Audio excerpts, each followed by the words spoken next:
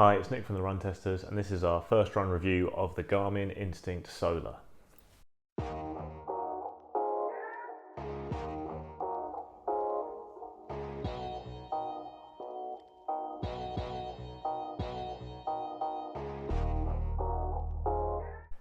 So the overall design of the Instinct Solar hasn't changed that much from the Instinct. It's still got that kind of reinforced polymer case, that kind of big, chunky, outdoorsy design that's designed to be really rugged, hits military specs for toughness, that kind of stuff. It's designed to be an outdoors watch that's going to withstand the elements. It's kind of got all the normal features you expect on a mid-range Garmin. It's obviously waterproof, it's got great sports tracking, customizable workouts, built-in heart rate monitor, GPS, Galileo and GLONASS satellites for a kind of accurate distance tracking, kind of all the usual stuff. And there's some pretty nifty navigation features on here as well. It's all breadcrumb trail navigation if you load a course, but there's also track back, so you can find your way back to the start on a route, either in a straight line or following the route you came by. Obviously, the really standout new feature on the watch is the solar panels that have been built into the watch face. So the Instinct doesn't have a massive screen on either edition. And what Garmin has done with the Instinct Solar is just taken all the space that isn't taken up by the actual screen and put solar panels on. It's a bit different to what they've done with the Fenix solar watches, which have like a thin ring of solar panels around the edge of the bezel. It kind of looks nicer, it's less intrusive. With the Instinct, they've just shoved them all on there in the front to get as much sunlight as possible into the watch. And the results are pretty impressive. So the normal Instinct has 30 hours of GPS battery life, and the Instinct Solar, that rises to 38. And in watch mode, it goes from 24 days to 54 days. So a big jump if you're getting enough sunlight every day.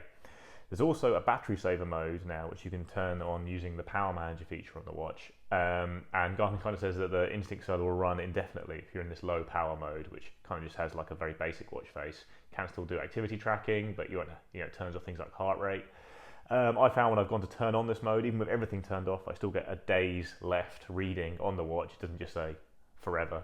But I guess the idea is if you put this into a really low power mode and you're consistently outside, you are going to basically have a watch that will last forever, but it won't have a lot of the features that you bought it for. So it's impressive, but generally you're probably going to want it in a pretty solid watch mode that's still going to last you, month if you're not doing too much GPS tracking, I guess.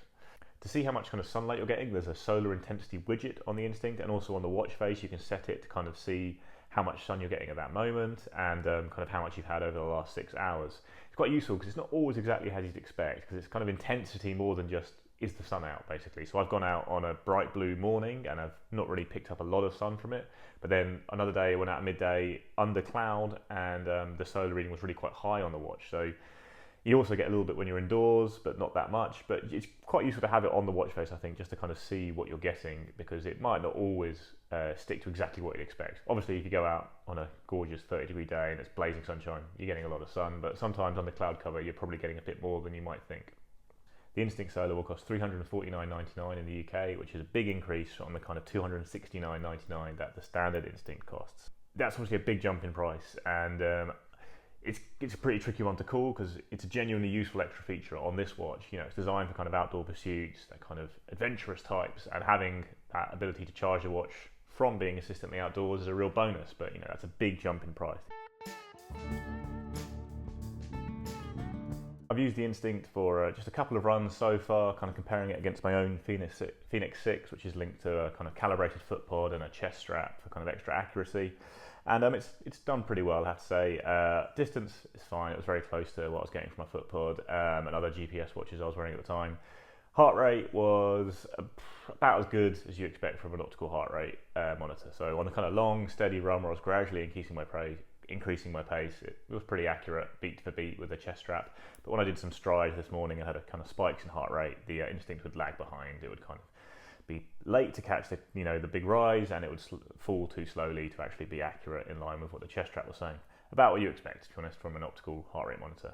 It's got all the key stats you want as a runner, and it's got all those useful things like structured workouts and navigation courses. The screen's smaller than it is on the Fenix. I'm pretty used to using a Fenix now with 6 stats, but you can see 4 stats very clearly and easily on your wrist with this watch in kind of all light conditions. So no real complaints there. Everything you need there as a runner. And the navigation is good. I'm a really big fan of track back. I'd sometimes like to set up a big course, and go and follow every step of the way, but a lot of the time I'll just kind of go running and, if I'm in a new place or even in the forest near me and get lost and just use TrackBack to find my way home. It's also light and comfortable, it's a bit thick, but the design's not exactly to my taste, but I know that it will be to a lot of people. So yeah, no real complaints from a running perspective, it's pretty solid, kind of what you expect from a mid-range Garmin. I'm hoping that Garmin are going to bring kind of solar panels to quite a lot of their watches, but the Instinct is one where it really makes sense.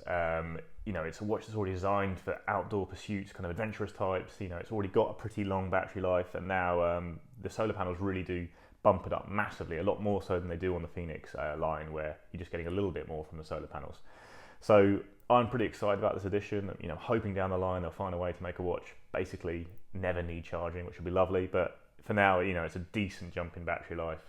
But still one that's going to make you question whether you do want to spend the extra, because it is quite a big jump on the standard Instinct. Looking outside the solar panels, the Instinct kind of ticks all the boxes as a kind of mid-range Garmin. It's quite similar to what the 245 offers, in a slightly different style of design. I kind of probably prefer the 245 look myself, but if you want that kind of rugged look, then the Instinct is obviously better. Thanks for watching, guys. We'll have our full review of the Instinct Solar up as soon as we can, and we're also going to be posting some stuff about the new Fenix 6 Pro solar watches.